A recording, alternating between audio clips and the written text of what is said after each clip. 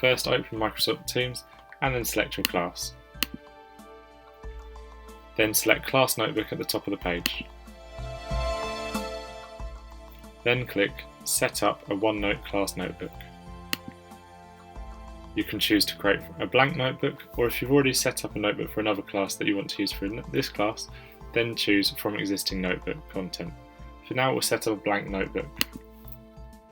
This details the different areas you get in a class notebook. So the collaboration space is a space where students and teachers can work together on content and both can edit. The content library is where you as a teacher can upload different resources, but the students can only view the resources you upload. And the student notebooks are the private notebooks for each of the students. You can view all of these notebooks and edit their work, but the students can only view their own work. Click Next.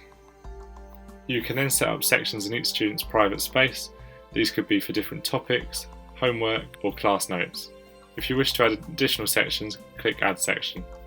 If you're happy with the one set up by Microsoft Teams, then click Create. It will then say Getting your class notebook ready. This may take some time depending on how many students are in your class.